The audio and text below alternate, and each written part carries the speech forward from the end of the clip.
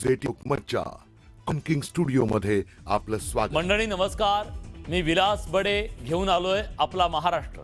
महापालिकेची निवडणूक ऐन रंगात आली आहे। उमेदवारी अर्ज मागे घेण्यावरून राज्यात ठिकठिकाणी राडे झाले, पण नागपुरात मात्र किसन गावंडेंच्या उमेदवारी मागे घेण्यावरून हाय व्होल्टेज ड्रामा रंगलाय।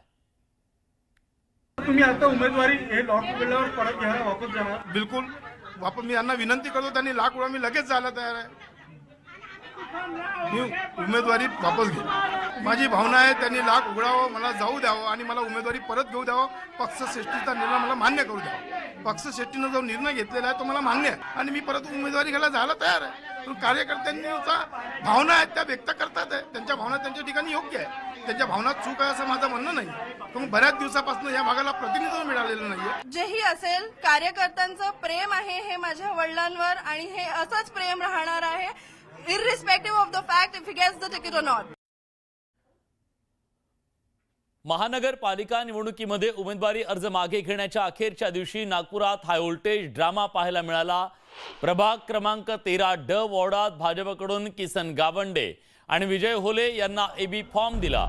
त्यानंतर पक्षानं गावंडेंना उमेदवारी अर्ज मागे घेण्याचे आदेश दिले। ही बाब कळताच गावंडेंचे कार्यकर्ते आक्रमक झाले। गावंडेंनी उमेदवारी अर्ज मागे घेऊ नये म्हणून कार्यकर्त्यांनी त्यांना कुटुंबासह घरात कोंडलं आणि बाहेरून टाळं ठोकलं।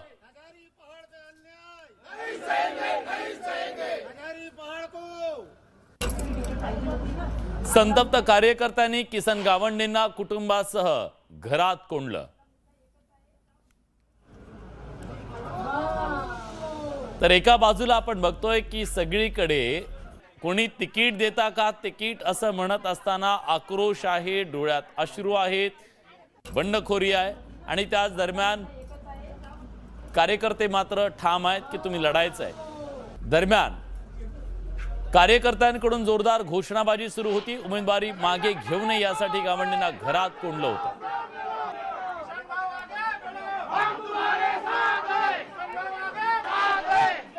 कार्यकर्त्यांचा भावना आहेत त्या व्यक्त करतात आहे, त्यांच्या भावना त्यांच्या ठिकाणी योग्य आहे। त्यांच्या भावनात चूक आहे असं माझं म्हणणं नाही, पण बऱ्याच दिवसापासून या भागाला प्रतिनिधित्व मिळालेलं नाहीये आणि काम करत असताना खूप अडचणी निर्माण होतात। इथला कार्यकर्ता तिकडे तितक्या दूरपर्यंत जावं साध्या प्रमाणपत्राला हे योग्य नाही म्हणून असं कार्यकर्त्यांना वाटते की आमच्या जवळचा एक कार्यकर्ता नगरसेवक व्हावा, हे कार्यकर्त्यांची इच्छा आहे आणि त्या दृष्टिकोनात मला उमेदवारी सुद्धा दिली होती। पण पक्षश्रेष्ठींनी जे काही पाहिलं असेल त्यातनं त्यांनी मला परत घ्यायला लावलेलं आहे, मी परत घ्यायला तयार आहे।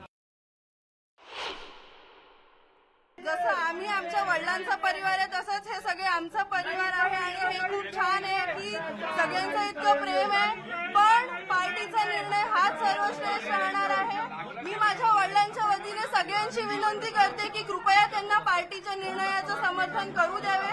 त्यांच्या मनात काहीच नाहीये, त्यांना जाऊन स्वतः पार्टीचा फॉर्म, नॉमिनेशनचा फॉर्म वापस घ्यायचा आहे। कृपया सगळ्यांची विनंती आहे की आता त्यांना जाऊ द्यावे। दरम्यान किसन गावंडे यांनी उमेदवारी मागे घ्यावी यासाठी पक्षानं आदेश दिले। कार्यकर्त्यांचं विरोध प्रदर्शन सुरू असताना भाजप आमदार परिणय फुके गावंडेंच्या निवासस्थानी पोहोचले। तिथं त्यांना कार्यकर्त्यांनी घेराव घातला।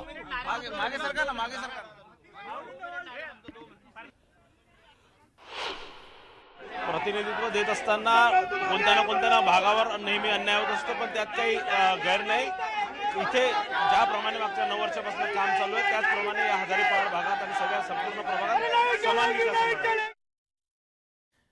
अखेर कार्यकर्त्यांनी दाराचं टाळं उघडलं आणि चर्चेसाठी फुकेंना गावंडेंच्या घरात जाऊ दिलं।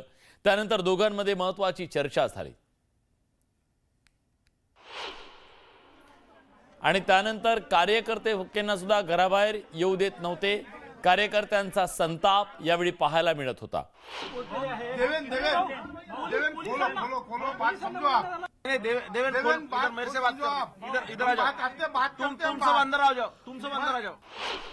मध्ये चर्चा झालेली आहे की कार्यकर्त्यांची जी मागणी आहे की या भागातला एक नगरसेवक व्हावा, नगरसेवकाकडे अधिकार दिले आणि त्याबद्दल कामं कुठले अडथळा होणार नाही, तर त्यांनी मग सीएम साहेबांना फोन लावला। सीएम साहेबांनी बोलून घेऊ, आपण काही चिंता नाही, अपक्ष लढणार नाही। नाशिकमध्ये आज पुन्हा एकदा माघारीच्या दिवशी भाजपच्या 2 कार्यकर्त्यांमध्ये फ्रीस्टाईल हाणामारी झाली।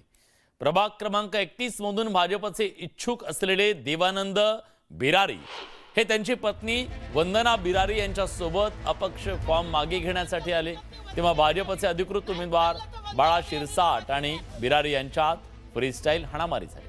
पोलीस आणि इतर पदाधिकाऱ्यांनी मध्यस्थी केली आणि हा वाद सोडवला। तुम्ही तुमच्या जागेवरती उभे होते, हो, तुम्ही चालले होते, ते त्यांच्या जागेवर उभे होते, समोरासमोर आल्यानंतर काय घडलं नेमकं? अपशब्द तिकडनं मला ऐकू आले, त्याच्यामुळे मी काय त्याच्यावर अपशब्द? आता मला इथे ते हे होत नाही, पण त्यांनी अपशब्द वापरले। आपण एकच पॅनल मध्ये आहे असताना सुद्धा का बरं वाद एक झाला? पॅनल नाहीये, एका पक्षाचे आम्ही आहोत, हां, हां. पॅनल वेगळं आहे, हां. अलग लक्षात। हे कुठल्या उमेदवारी प्रभागात उमेदवारी वर्ग एकच प्रभाग आहे सगळा, हा एकच प्रभाग आहे। पण ते- आता तुम्हाला कुठल्या पक्षाची उमेदवारी आहे? नाही, मी विड्रॉल घेतला। पण तुमच्या घरातून कोणाला उमेदवारी नाही, कोणीच नाही, कोणी नाही। तुमची उमेदवारी कापली गेली त्यांना मिळाली म्हणून हा राग होता का? नाही, राग होता असं नाही म्हणण्यापेक्षा मी जात असताना त्यांनी अपशब्द वापरले, त्याच्यामुळे हा वाद झाला। माझ्या उमेदवारीच्या माघारीसाठी मी जात होते, तो रस्त्यात उभा होता आणि जरा थोडंसं त्याने वेगळ्या अँगलने हे केलं, कारण त्याला वाटलं होतं की बॉ बिरारींना ज्या गटातून उमेदवारी पाहिजे तिथून आपण आलो, म्हणून जरा थोडीशी त्याला एक उमेदवारीचा माज आला होता आणि त्या अनुषंगाने त्याने केलं। मी ह्यांना म्हटलं सोडून द्या म्हटले अशांना, तर तो प्रत्युत्तर केलं आणि मग तिथे बाचाबाची झाली। परंतु जेव्हा आपण उमेदवार असतो, कितीही काही झालं तरी डोक्यावर बर्फ ठेवून तोंडात साखर ठेवून आपण एक एक मत मागत असतो।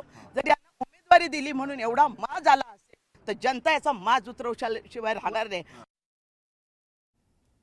सोलापुरात भाजप कार्यकर्त्यांनी भाजपचं कार्यालय फोडलं। भाजपमधील अंतर्गत वादातून उमेदवाराच्या संपर्क कार्यालयाची तोडफोड करण्यात आली। सोलापुरातील प्रभाग क्रमांक 2 मधील भाजप उमेदवार शंकर शिंदेंच्या संपर्क कार्यालयाची राजकीय वादातून तोडफोड करण्यात आली। उमेदवारी न मिळाल्याच्या रागातून हा राडा झाला।